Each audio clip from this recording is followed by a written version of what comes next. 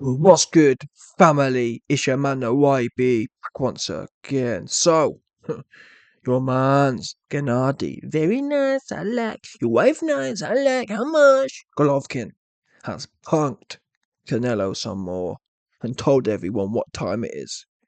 Genady. Very nice, I like. Golovkin says the following.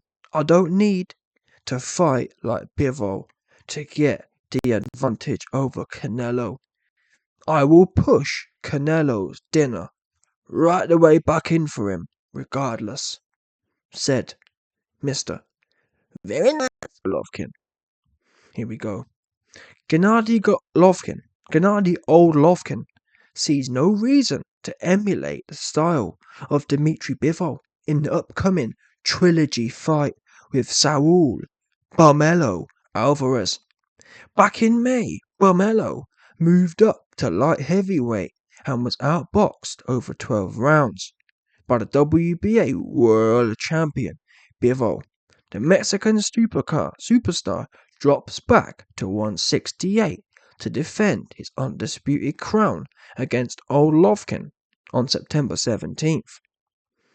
Old Lovkin and Barmelo fought to a controversial 12-round split draw in 2017. A year later, Barmelo won a close 12-round MD decision in their rematch. Golovkin, however, will only make some small adjustments for the third encounter.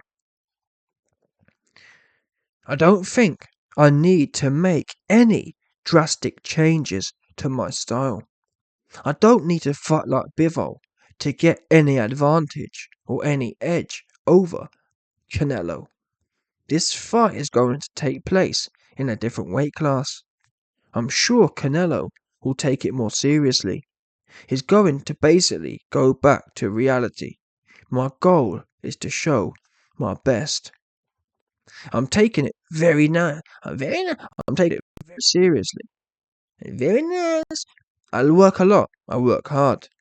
There's a big difference between 160 and 168. That 8 to 10 pounds is very significant. I wouldn't say I feel any distinct differences. That I'm stronger or faster. I feel great at 160. I feel strong. I feel fast. It's somewhat different at 168. Like I feel a little heavier, but I have more presence. So, there you go then. I can't lie to you. These statements are worrying from Golovkin, in my opinion.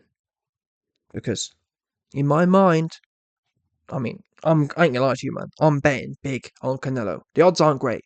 If you put $100 on, you'll get if I get $100 on, you get paid about 125 on Canelo. That's what I'm going for. I haven't dared to go for the stoppage, but I do think a stoppage is possible. But when I thought about it, the fact that Caleb Plant lasted 10 rounds, if Caleb Plant can last 10 rounds, or even Billy Joe can last 10 rounds, even Golovkin at 40, Golovkin's a league above.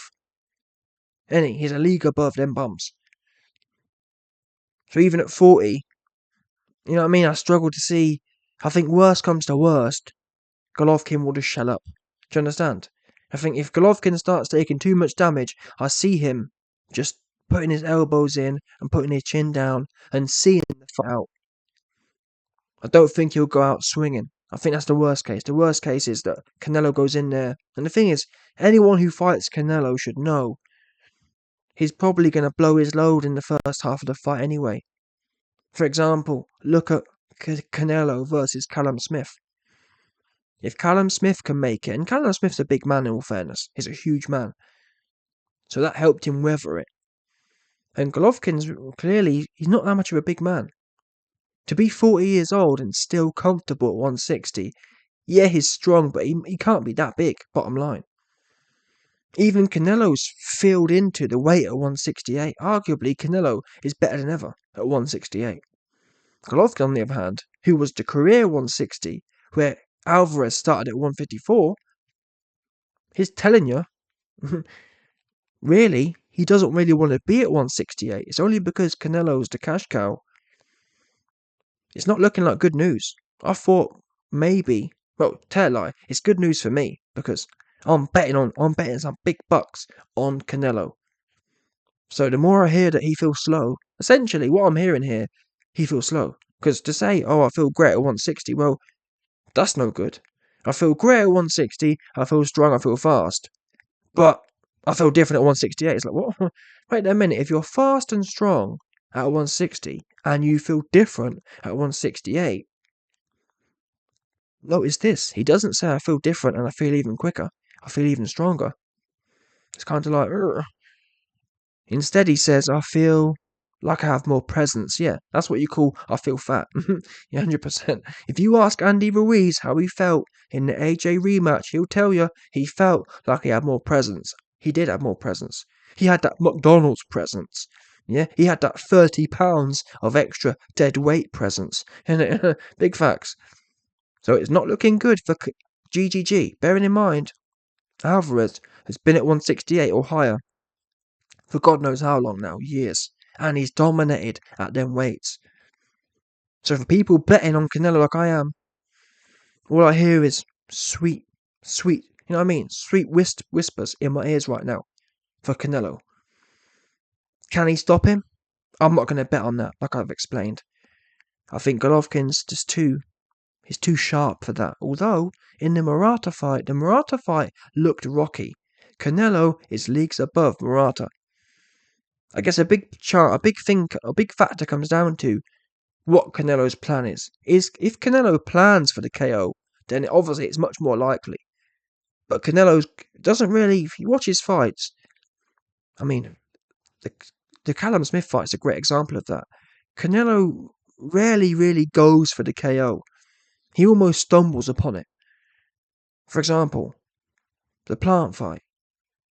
The Plant fight ended in round 10 or 11, but it wasn't like he was, you know what I mean, going for it as such. Yes, if you break down and if you run out of gas, Canelo will get you out of there.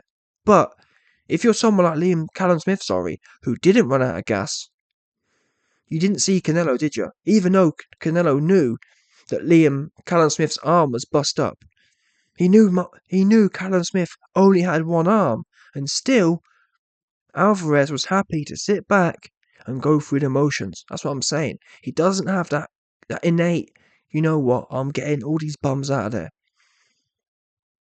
If these guys end up super weak and super tired, he'll finish you. But otherwise, he's not super aggressive, is he? And in fact, we saw that in the Bivol fight. We saw how Canelo doesn't really have that traditional Mexican. You know what? I'm not even calling it Mexican anymore. Mexican style for me is a bit of a myth. Really, the true aggressive style is 1990s style. Because when you look in the 1990s and 1980s, regardless of the nationality of the fighter, they was all different, built different. Roy Jones would get your ass out of there. Do you understand? Roy Jones would get your ass out of there. Tommy Hearns would get your ass out of there. Completely different mentality. In my opinion, it wasn't to do with nationality. It was to do with the times then. Men were different back then. Men had pride. Men wanted to know that I popped your cheeks for you. Do you understand? It's more about you know what I mean? It's more about that. These days, people would rather go 12 rounds and then brag about how they haven't got a mark on their face. Well, yeah, you shit your pants for 12 rounds and run around the ring. Like, what's hard about that? Oh, man, I bored the fans to tears, but I haven't got a scratch. Weird having ass dudes. Anyway, man, listen. Golovkin, he punk Canelo and say he don't need to follow what Bivol's doing, which really, is that an error? I don't know.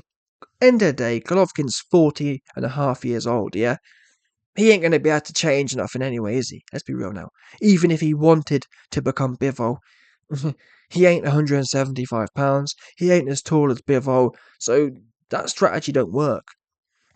Really, Canelo and Golovkin are a similar size, so a lot of the advantages Bivol had, Golovkin couldn't pull off if he wanted to, especially not at 41-year-old. But overall, in summary, that was the reason I'm doing a video on this was because it was quite a big question for me. I thought, Is this the blueprint now? I wondered, is everyone who fights Canelo now going to go in there and try and emulate Bivol? Golovkin says no. Then again, he could be capping. A lot of fighters pretend, oh, I've got secret strategy. Is Golovkin bluffing? We'll find out. What I will say is, Golovkin's second performance was a lot more like Bivol's. The first fight, he went rock'em sock'em. The second fight, he tried to box. So really, especially under that guy, his new trainer, the Vladimir Klitschko trainer, he's always been a bit sneaky in that sense. Or he's been more of a sneaky trainer. Abel Sanchez is rock'em sock'em. Jonathan Banks, Golovkin's new trainer, is sneaky deaky. So I wouldn't be surprised if they do really lean towards the Bivol style. Difference is, Golovkin doesn't have that natural 175 Bivol power. Or that 175 prime 30-year-old output. He did look really faded against Murata, and Murata's no good. And that really, for me, what is worrying about the situation. In terms of Golovkin getting stopped. He looked... There was points in that fight against Murata. He looked like he wasn't ready to go, but he was at that stage before being ready to go. He looked half-cooked, which really... I've got to be honest. That's, for me, the first for Golovkin's career. I've seen Golovkin his whole career. I've never seen him half-cooked. Half-cooked, yeah, is that stage fighters get to where a few more clean, heavy shots are at that point. That then has them up shit's creek with no paddle. Yeah, 100%. He was at that point. Unfortunately, Murata couldn't capitalise. Someone like Canelo, obviously, much more likely to be able to do that. Let's see then. Either way, it's intriguing to some extent, but for me the question isn't about, I'm 100% sure Canelo gonna win. Worst case, a draw. I mean, that would be a miracle as well. For me, it's a case of, can Canelo knock Golovkin out? That's the only question. I'll be very shocked, yeah, if this fight's close. No doubt about it. Big thing. Smash down, subscribe, and look off the bell. No doubt about it.